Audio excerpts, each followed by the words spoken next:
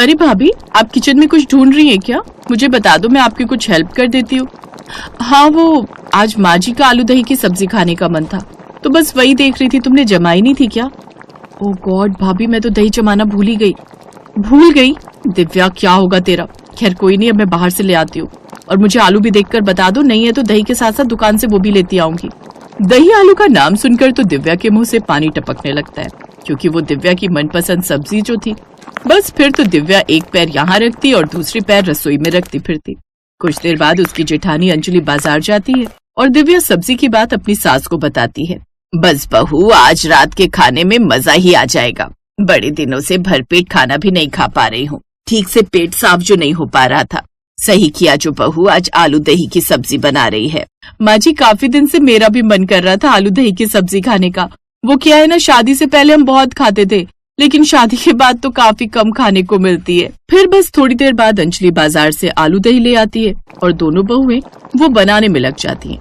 एक तरफ दिव्या दही को फेंट कर उसमें उबले हुए आलू दही में डाल रही होती है और दूसरी तरफ अंजलि गैस पर उबलने के लिए छोड़ देती है। देख रमेश बेटा, दही के आलू की सब्जी का कमाल झोंक रसोई में लग रहा है और खुशबू यहाँ तक आ रही है। फिर थोड़ी देर बाद ही अंजलि आलू दही की सब्जी और साथ में रोटी तैयार कर लेती है। फिर सब लोग खाने के लिए टेबल पर आ जाते हैं। बहू, मुझे तो तुम यही बना दिया करो अब से खाने में। सब लोग खाना खाकर अपने अपने कमरे में सोने चले जाते हैं और फिर अगली सुबह, माँ जी आज नाश्ते में क्या बनाऊं? देख लो बहू, कुछ हल्का सा बना लो, और कबीर भी स्कूल जाएगा, इसलिए कुछ हल्का सा बना दो। फिर अंजलि रसोई में जाती है, सबके लिए नाश्ते में पास्ता बना लेती है और कबीर को भी लंच में वही देती है। बहू, मुझे तो थोड़ा सा ही दे, ये सब मैदा होता है जो पेट के लिए भारी होता है। सब लोग नाश्ता करके अपने अपने काम में लग जाते हैं और फिर दोपहर के समय, माँ जी दोपहर के खाने में क्या बनाऊं, कुछ समझ नहीं आ रहा। बहू, रात की आलू दही की सब्जी बची होगी, उसके साथ थोड़े चावल उबाल लो। दिव्या आलू दही की सब्जी का नाम लेते ही फूल की तरह खिल जाती है, और खिलती भी क्यों नहीं, आखिरकार वो उसकी मनपसंद सब्जी जो ठहरी। और बस वो उषा के पास से कबूतर की तरह फुर्र होगी। उसने झट से गैस पर कुकर रखा और पानी चढ़ाया, चावल डाले, कुकर में सीटी लगाई, थोड़ी रोटी सेकी, बस टेबल पर खाना लगा दिया। बस फिर सब लोग आ गए और बड़े ही आनंद के साथ चटकारे मारकर खाने लगी। माँ जी, मेरा तो मन ही नहीं भरता आलू दही की सब्जी से, मन करता है सुबह शाम खाती रहो। बहू, तो मना किसने किया है, बना लिया कर थोड़ी सी आलू दही की सब्जी, दिन में एक टाइम हम दोनों खा लिया करेंगे। बस अब तो ऐसे लग रहा था जैसे आलू दही की सब्जी का दिव्या और उषा पर जैसे भूत सवार हो गया। अब रोज दिन में एक टाइम दिव्या ये सब्जी जरूर बनाती और अगले दिन के लिए बचा कर रख देती है, और बाकी लोगों के लिए दूसरी सब्जी बनती। फिर धीरे धीरे वो दूसरी सब्जी बनाकर परेशान होने लगती है, इसलिए अब घर में एक ही सब्जी बनती, और वो होती आलू दही की सब्जी। इसलिए पूरा घर दही आलू की सब्जी और साथ में चावल खाने लगा। पर अंजलि का बेटा कबीर, उसे ये इतनी पसंद नहीं आती, इसलिए अब वो घर का खाना छोड़कर बाहर का फास्ट फूड ज्यादा खाता था। मम्मी, आज मेरे दोस्त की बर्थडे पार्टी है, मैं वहाँ जाऊंगा। इस घर में तो बस दही आलू ही खाते रहते हैं, मुझे नहीं पसंद ये दही के आलू की सब्जी। दही तो सेहत के लिए अच्छा होता है, और वैसे भी फास्ट फूड सेहत के लिए नुकसान देती है बेटा। पर कबीर कहाँ मानने वाला था। वो अपने दोस्तों की पार्टी में गया और उसने वहाँ chow mein, pizza, roll, momos, burger देखा, तो बस खाने पर टूट पड़ा और खूब पेट भरकर जंक फूड खाने लगा। उस रोज वो बड़ा खुश था, कम से कम उस आलू दही की सब्जी से छुटकारा मिला। कबीर खुशी खुशी घर लौट आया, लेकिन आधी रात को अचानक उसके पेट में तेज दर्द उठने लग गया। मम्मा, मेरे पेट में बहुत तेज दर्द हो रहा है। अपने बेटे को दर्द से तड़पता देख अंजलि की आंखों में आंसू आ गए। बेटा कबीर, क्या हुआ, क्यों रो रहे हो? माँ, बहुत तेज दर्द हो रहा है पेट में। वो सभी जल्दी से कबीर को लेकर सीधा डॉक्टर के पास पहुंचे। डॉक्टर ने चेकअप किया तो पता चला कि उसके पेट में ढेर सारा मैदा जमा हुआ है। देखिए, इसके पेट में काफी सारा मैदा जमा हुआ है। इसने घर का खाना छोड़ दिया है, बाहर का खाना खाने से इसको कोई बड़ी बीमारी भी हो सकती है, और पेट भी साफ नहीं रहता इसका। इसको हाजमे की चीज खिलाओ, नहीं तो हमें इसके पेट का ऑपरेशन करना होगा। ये बात सुनकर कबीर बुरी तरह डर गया। मम्मा नहीं, मुझे ऑपरेशन नहीं करवाना, अब से मैं बाहर की चीज नहीं खाऊंगा। ऑपरेशन की बात सुनकर उषा भी काफी गुस्सा हो गई। मैं तो पहले ही कहती थी कि इसको बाहर की चीजें मत दो खाने को, ये सब मैदाई होती हैं, पर मेरी सुनता कौन है। क्यों जी कबीर बाबू, और खाने हैं रोल, पिज्जा, मोमोज, खा लो, मैं मंगा देती हूँ, खा लो। नहीं दादी, नहीं खाने, लेकिन आप लोग भी रोज रोज वो दही आलू की सब्जी बनाकर रख देते हो। अब जरूरी नहीं कि जो चीज आपको पसंद हो वो मुझे भी पसंद है। मुझसे नहीं खाया जाता वो। अगर आप मेरे लिए कुछ और नहीं बना सकते तो मुझे वो खाना ही पड़ेगा। आज इस छोटे से बच्चे ने बड़ी बात कह दी। हम लोग अपनी पसंद और नापसंद में ये भूल ही जाते हैं कि सामने वाले को भी वो चीज पसंद होगी या नहीं। और बच्चों की पसंद का तो वैसे भी बनाते रहना चाहिए ताकि वो बाहर का ज्यादा न खाए। उस दिन के बाद से कबीर ने बाहर का खाना खाना छोड़ दिया, लेकिन साथ ही अब बड़ों को भी समझ आ गया कि बच्चों की पसंद भी जरूरी है। कबीर ने बाहर की चीज खानी छोड़ दी और घर की सब्जी रोटी खाने लगा। फिर अंजलि ने उसको आलू दही की सब्जी से रोटी दी, जिससे कबीर का पेट भी साफ रहने लगा और उसके पेट का रोग भी। और उसने बाहर का जंक फूड खाना पूरी तरह छोड़ दिया, जिससे उसका ऑपरेशन नहीं हुआ और अब वो सब खुशी खुशी रहने लगे।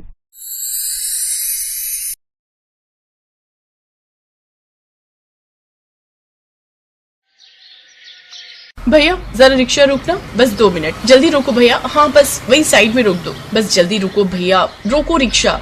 बहन जी, आपने शांति मोहल्ले का रिक्शा किया है। अब मुझे क्या पता कि आप बीच में यहाँ अचानक से रोकने के लिए कहेंगी। अब अगर आप यहाँ रोकोगी रिक्शा और समय लगेगा तो मैं अलग से पैसे लूंगा। हाँ शिखा, तुमने रिक्शा क्यों रुकवा दिया? तुम्हें पता है ना 20 रुपए में रिक्शा किया है घर तक का। माँ जी ज्यादा देर नहीं लगेगी, बस मैं यूं गई और यूं आई। जल्दी आना बहू, देर मत लगाना। शिखा तो गई थी भंडारे वाले आलू पूड़ी खाने, जो शिव मंदिर में चल रहे भंडारे में बट रहे थे। शिखा को भंडारे वाले आलू पूड़ी खाने का बहुत शौक था। मंदिर में पूरी आलू का प्रसाद लेने के लिए लंबी लंबी लाइनें लगी हुई थी। इधर शिखा प्रसाद लेने के लिए लाइन में लग गई थी और उधर रिक्शे वाला शोर मचा रहा था। माताजी, आपकी बहू को गए हुए 20 मिनट हो गए हैं। मुझे और भी सवारी लेने जाना है। आपके लिए ही थोड़ी खड़ा रहूंगा, जल्दी बुलाओ उन्हें। हाँ मैं फोन करती हूँ भैया। हेलो, अरे शिखा बहू कहाँ रह गई? जल्दी आओ, रिक्शे वाला भैया और इंतजार नहीं करने दे रहा। बस आ गई माँ जी। अरे भैया जरा जल्दी जल्दी कर लो। भैया जी मुझे पहले दे दो ना प्रसाद, रिक्शे वाला बहुत देर से इंतजार कर रहा है। मैडम, सबको नंबर से ही मिलेगा। अगर आपको दे दिया तो दूसरे भक्त नाराज हो जाएंगे। आपको प्रतीक्षा तो करनी पड़ेगी ना, जब नंबर आएगा तभी प्रसाद मिलेगा। शिखा को इंतजार करना पड़ा और रिक्शे वाला बार बार उसकी सास को बोले जा रहा था। मुझे स्कूल के बच्चों को लेने जाना होता है। मुझे पता होता कि आप लोग बीच में रुकने वाले हो तो मैं रिक्शा पर कभी न बैठाता। शिखा के हाथ में आलू पूड़ी के दोने थे। कितनी देर से भैया शोर मचा रहा है, कहाँ रह गई थी तू? भंडारे में आलू पूड़ी का प्रसाद बट रहा था और आप तो जानते हो मुझे भंडारे वाले आलू पूड़ी कितने पसंद है। अब घर जाकर तैयार रहो इसे डबल पैसे देने के लिए। और फिर ऐसा ही हुआ। जैसे ही शिखा अपनी सास के साथ घर पहुँची और उसने रिक्शे वाले को 20 रुपए दिए, रिक्शे वाला मुँह बनाने लगा। ये क्या दे रही हो बहन जी? 100 रुपए लूंगा। आधा घंटा खड़ा करवाया था, इतनी देर में तो मेरी कितनी सवारी मिल जाती। दो बहू, अब मोहल्ले में तमाशा नहीं बनवाना, पकड़ा दो जितने मांग रहा है। मैं तो सोच रही थी भंडारे वाले आलू पूड़ी तुम्हें दूंगी। बहन जी वो तो हम रिक्शा रोक कर ही खा लेते हैं, उसकी कोई बात नहीं है। जो पैसे बनते हैं वो तो लूंगा ही, कोई ज्यादा तो नहीं मांग रहा। रिक्शे वाला 100 रुपए लेकर चला गया। बड़ी देर लगा दी तुम लोगों ने आने में। अरे मुझे जरूरी काम से जाना था भाई, ताला भी नहीं मार सकता था। कभी पीछे से सुनील आ जाता तो तुम दोनों भी घर पर नहीं थी। थोड़ी देर लग गई। बहू रुक गई थी भंडारे वाले आलू पूड़ी खाने के लिए। माँ जी मैं हम दोनों के लिए चाय बनाकर लाती हूँ। चलो कोई बात नहीं, बहू की पसंद की चीज है। ये तो हम सभी जानते हैं कि बहू को भंडारे वाले आलू पूड़ी बहुत पसंद आते हैं, है भाई। अगले दिन पड़ोस में रहने वाली ममता के बेटे का जन्मदिन था। वो शिखा के घर इनवाइट करने के लिए आई हुई थी। आंटी जी पहले सुबह हवन होगा और उसके बाद भंडारा बांटेंगे। आलू पूड़ी बना रहे हो भंडारे में? नहीं, आलू पूड़ी का भंडारा नहीं है। हमने तो दाल, कद्दू की सब्जी, तंदूरी रोटी, खीर और रायता रखवाया। आलू पूड़ी के लिए सोनू के पापा कह तो रहे थे, पर हमने सोचा खाली आलू पूड़ी से पेट नहीं भरेगा, इसलिए ये सब रखवा लिया। ऐसी बात नहीं है ममता, भंडारे वाले आलू पूड़ी की तो बात ही अलग होती है। मुझे तो बहुत पसंद है भंडारे वाले आलू पूड़ी। अच्छा चलो मैं चलती हूँ, आप सब समय पर हवन और भंडारे में पहुँच जाना। शिखा तुम तो बिल्कुल ही अजीब हो बहू। अगर तुम्हें भंडारे वाले आलू पूड़ी पसंद है तो जरूरी नहीं कि हर भंडारे में तुम्हें आलू पूड़ी ही मिले। माँ जी एक ही तो चीज है जो मैं इतने शौक से खाती हूँ, और वो है भंडारे वाले आलू पूड़ी। हर किसी की अपनी पसंद होती है, सबको कुछ न कुछ व्यंजन पसंद होता है। जैसे आपको आटे का हलवा पसंद है, मैं आपकी पसंद का आटे का हलवा बनाती हूँ ना, ऐसे ही मुझे भंडारे वाले आलू पूड़ी का स्वाद पसंद है। वो कुछ अलग ही स्वाद होता है। मतलब हम कोशिश भी करें तो भी उस स्वाद को नहीं ला पाते। शायद वो कुछ स्पेशल होता है। बहू जब खाना भगवान के लिए बनता है तो उसमें स्वाद अपने आप ही आ जाता है, और भक्ति और प्रेम भाव का मिश्रण प्रसाद में मिलता है तो प्रसाद का स्वाद अत्यधिक बढ़ जाता है। इसीलिए तो भंडारे का भोजन बहुत ही स्वादिष्ट लगता है और इस स्वाद का कोई मुकाबला नहीं कर सकता। शायद आप सही कह रही हो माँ जी। इसीलिए मैं कहूँ कि मुझे भंडारे के आलू पूड़ी क्यों पसंद है, क्योंकि उनमें भक्ति और प्रेम का रस मिला होता है। आपसे भंडारे वाले आलू की पूरी की बात करते करते मेरे तो मुंह में पानी आ रहा है और जोरों की भूख लगाई है। काश मुझे इस समय भंडारे वाले गर्मा गर्म आलू पूरी खाने के लिए मिल जाए तो मजा ही आ जाए। अपनी बहू के चेहरे पर भंडारे वाले आलू पूरी की खुशी और इच्छा देखकर सुशीला मुस्कुरा तो देती है, पर उसके मन में एक बात ठहर जाती है। कह तो शिखा सही रही है, ये भी तो मेरी पसंद का आटे का हलवा बनाती है और वो बहुत स्वाद बनता है, तो मैं भी तो अपनी बहू के लिए भंडारे वाले आलू पूरी बना सकती हूँ। शिखा का जन्मदिन आ रहा है, क्यों ना मैं भंडारे वाले आलू पूरी बनाना सीख जाऊं और शिखा के जन्मदिन पर घर में एक पूजा रखवाऊं और उसमें प्रसाद में भंडारे वाले आलू पूरी बनाऊं। ये विचार अच्छा रहेगा। मेरी तरफ से अपनी बहू के लिए ये उपहार होगा। शिखा बहुत खुश हो जाएगी जब उसे अपने जन्मदिन पर उसके पसंदीदा भंडारे वाले आलू पूरी घर में ही खाने के लिए मिल जाएंगे। शिखा की सास सुशीला ने मन ही मन सोच लिया था कि अब वो अपनी बहू शिखा के लिए खाने में उसके सबसे ज्यादा पसंदीदा भंडारे वाले आलू पूरी बनाना सीखेगी। इसके लिए वो शिव मंदिर में गई और वहाँ के पुजारी जी से बात की। पंडित जी, मंदिर में जो भंडारा बनाते हैं आलू पूरी का, आप मुझे बता सकते हो वो कौन से हलवाई बनवाते हैं? हाँ, क्यों नहीं। मेरे पास रामलाल हलवाई का नंबर है। हमारे शिव मंदिर के लिए तो हमेशा से वही पूड़ी आलू बनाते आए हैं। बहुत स्वादिष्ट प्रसाद बनाते हैं वो। अच्छा, तो आप मुझे नंबर दे ही दो पंडित जी। पंडित जी ने सुशीला को रामलाल हलवाई का फोन नंबर दिया और सुशीला रामलाल हलवाई के घर पहुंची। वहां जाकर सुशीला ने रामलाल हलवाई से पूड़ी आलू बनाने की विधि पूछी। मैं बस आलू पूरी तैयार कर ही रहा हूँ। लक्ष्मी नारायण मंदिर है ना, वहाँ के लिए भंडारा बनाना है। आप मुझे देख लो मैं कैसे बनाता हूँ, फिर आप आराम से घर पर बना सकती हो। ठीक है भैया, बहुत बहुत धन्यवाद। रामलाल आलू पूरी बनाने लगता है। उतनी देर सुशीला उसे बहुत ध्यान से देख रही थी। अब तक उसे सब कुछ समझ आ गया था कि भंडारे वाली पूड़ी आलू कैसे बनाते हैं। सुशीला ने रामलाल को धन्यवाद दिया और घर आ गई। अगले दिन शिखा का जन्मदिन था। सबको पता था कि सुशीला ने अपनी बहू के लिए जन्मदिन पर सुबह सुबह एक पूजा रखी है। शिखा, आज तुम्हारा जन्मदिन है, मैं चाहती हूँ तुम सुबह सुबह अपने माता पिता का आशीर्वाद लेकर आओ। तब तक पंडित जी भी आ जाएंगे। उसके बाद मैंने तुम्हारे जन्मदिन पर एक पूजा रखी है। थैंक यू माँ जी, आप बहुत अच्छे हो। मैं अभी तैयार होकर आती हूँ।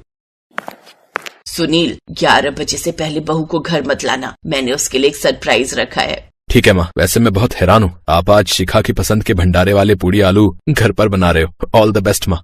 शिखा अपने मम्मी पापा से मिलने चली गई और पीछे से सुशीला ने अपने पति के साथ मिलकर रसोई में पूड़ी आलू बनाने की पूरी तैयारी शुरू कर दी। अगले 1.5 से 2 घंटे में सुशीला ने पूड़ी आलू तैयार कर दिए। तब तक पंडित जी भी आ गए और शिखा भी सुनील के साथ लौट आई। पर दरवाजे से ही शिखा को एक खुशबू महसूस हुई और उसके चेहरे पर एक खुशी आ गई। ये तो भंडारे के आलू पूड़ी की खुशबू है। हाँ शिखा, तुम्हारे लिए सरप्राइज है। माँ ने तुम्हारे लिए घर पर ही भंडारे वाले आलू पूड़ी बनाए। शिखा की आंखों में खुशी के आंसू आ जाते हैं जब उसे पता चलता है कि उसकी सास सुशीला ने स्पेशली उसके लिए रामलाल हलवाई से भंडारे वाली पूड़ी आलू बनाने की विधि सीखी है।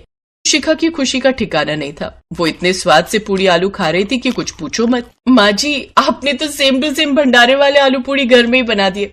अब आप मेरे लिए हमेशा यही बनाना और मुझे भी सीखने हैं बनाने। जरूर बहू, आज मेरी बहू अपने जन्मदिन पर खुश है, ये देखकर मैं भी बहुत खुश हूँ। मेरी बहू को कभी किसी की नजर ना लगे। सदा खुश रहो, भगवान तुम्हें लंबी आयु दे।